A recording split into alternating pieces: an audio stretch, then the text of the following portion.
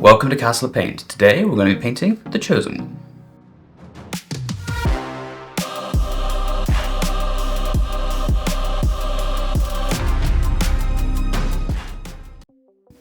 Of course, Anakin Skywalker. I have the miniature from the Star Wars Shatterpoint core set, and today we're going to give it a paint job worthy of the Force's own baby. To start with, let's have a look at where I'm planning on placing the light sources for this miniature. You can already see here I've primed the mini black, and then used the white primer from the miniature's Money Shot. Another trick I can use is to take a light source and shine it from where I might believe the light is coming from. Right now you can see me trying this and recording it for reference later. That light source is one thing, but he also has the Youngling Slayer 3000, and that thing is going to be shining some blue light on him too. This is a bit harder to do, but you can see in this shot that I'm using the blue light from the blade to try and test illuminate him. I have some reference images shown here for how I want to paint him, and I'll be using that plus my light source test to advise my painting later. Enough playing around, let's pull out a fresh wet palette, some brushes, and start Anakin's journey to the tabletop. To get us started, we're going to base everything. Most of Anakin is his robe, so we're going to start there. I take Vallejo Model Color Burnt Umber and add it to almost everything. His robes, boots, belt, and hair. From our reference images, we can see that part of his robes are a darker color. We can make these variations later by choosing to darken down or brighten up certain areas in specific ways. His face gets Citadel Bugman's Glow, a reddish skin color good for a base coat. His lightsaber hilt gets Vallejo Model Color Gunmetal Grey, and the blade itself gets Vallejo Model Color White Grey. I forgot he has other metal details, so I base coat them now with the same color as the saber hilt. Give the blade a contrast layer, paint the base, and he's ready to go. But we know that's not enough for the Chosen One. Let's do that base before we go any further.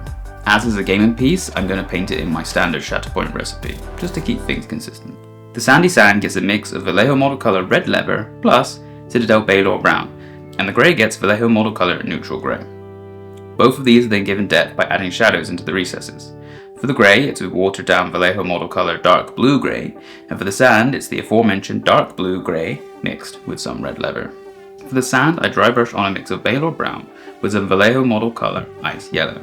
If it hits the grey, that's okay, as it will look like sand or brown rock dust hitting the grey bar. For the grey, I take Vallejo Model Color Medium Sea Grey. Again, a bit of overspill over the other parts of the base is fine, as this colour is bright enough to not overpower the rest of the sandy parts. Any overspill from the dry brushing now gets cleaned up with the same tones as before. Let's continue into the midtones to give this model depth befitting a Jedi Knight. Not a Jedi Master. Oh, no. Since the biggest error is these robes, which are now all brown, we're going to start there. If we look at the reference images again, we can see that there are darker bits of his robes. What I will do for these bits is to take the burnt umber as my midtone, so I'm going to colour in all of the shadows. I get some Vallejo Model Color Purple, some Vallejo Model Color German Grey, and mix it into my burnt umber. Then paint in all the shadows for this section. I'm going to be harsh here, as the burnt umber is bright when compared to the reference images. With all the shadows painted on this section, I'll do the rest of the robe. For these, I'm going to take burnt umber as my shadow, and so I take Citadel Baneblade Brown and mix it into my burnt umber and then start laying onto the highlights of the robes. I feel like I made some poor colour choices just so the majority of the miniature could be painted with that base coat brown. This is not really matching the reference images for me, but this is a learning experience. I didn't know how to paint this miniature before I started painting it, and that is okay. So let's keep going and see where we get to. For the boots and belts, I take burnt umber and mix it with red leather. Then I layer it over all the sections of the boots, leaving the burnt umber in the recesses. At first I felt this was too bright, but when it dried I was happy with it. More dark grey and purple for the gloves and outer robes. In fact, I rebased the entire overrobe with a mix of Vallejo Model Color Purple, Dark Blue Grey, and burnt umber. I'm still unsure about the colours here, and I'm going to look over the reference images again and spend some time thinking about how to proceed. I'm still struggling here. Sometimes having reference material can be really helpful, and sometimes it's a weight crushing your creativity. Since I already have browns and a bit of purple in place, I'm going to try and add depth with washes. I will use an oil wash so that the current lighter colours we have will stay on the upper areas and only the recesses will get shadows. I make a dark brown wash, a dark red wash, and a purple wash, then put this over all the respective parts of the miniature. Then I take a makeup sponge thingy and remove it from the raised areas.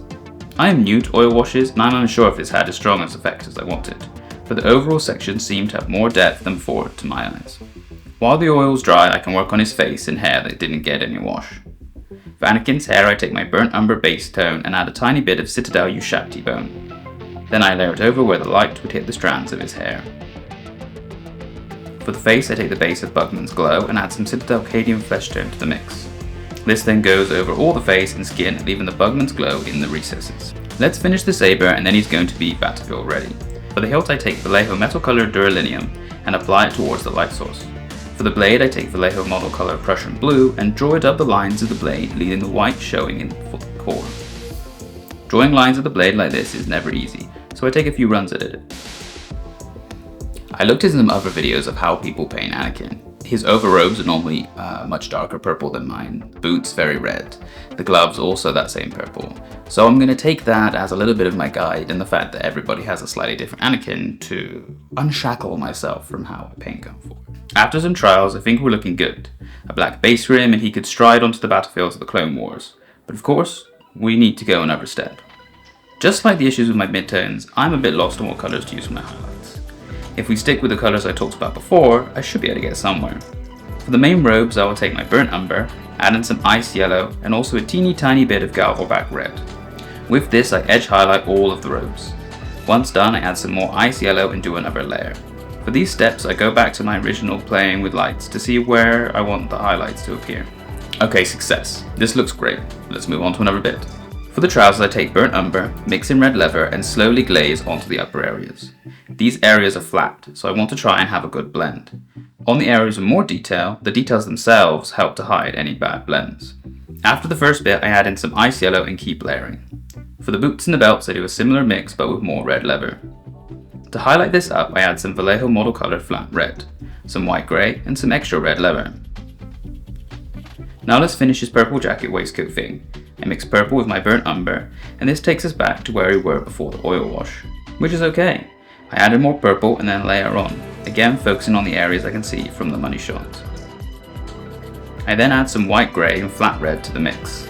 This takes me to a more pinkish tone than I planned, but I think it works out well when done. This pink is an overpowering colour, so I'm careful to add small dots and fine edge highlights. Too much of this colour will ruin the look. For the metallics, I take Vallejo metal color aluminium and apply a tiny scratch highlight. There's also a teeny tiny gold tube on his belt. This gets Vallejo metal color gold. I forgot about this before.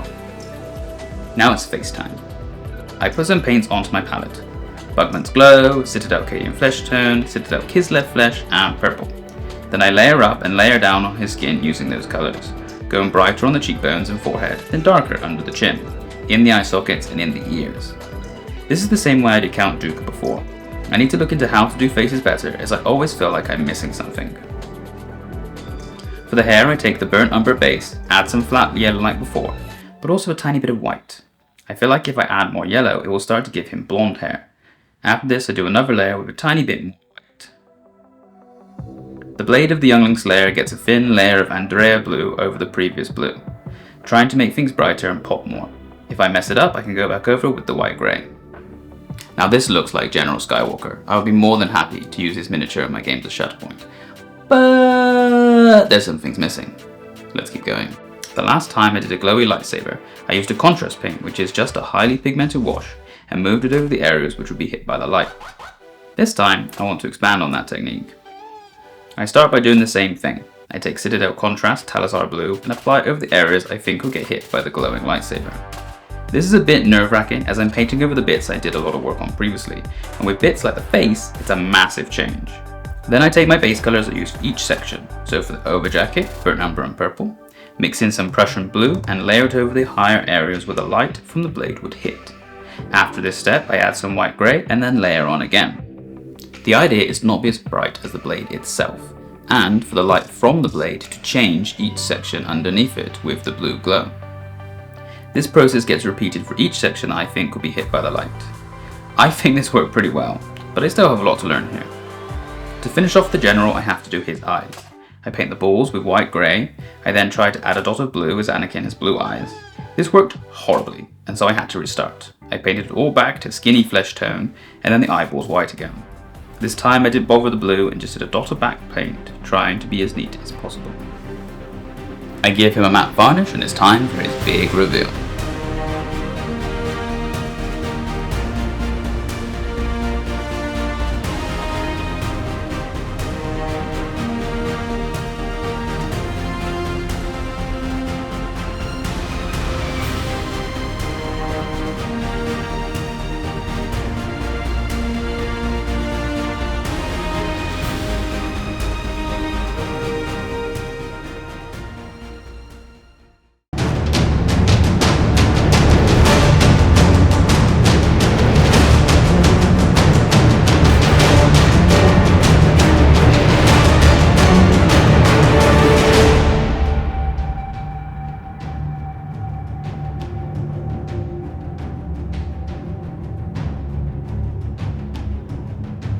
Thank you for watching this video. I hope you enjoyed seeing Anakin come to life. Stay tuned for more, and if you want to see anything else, go to castlepaint.com.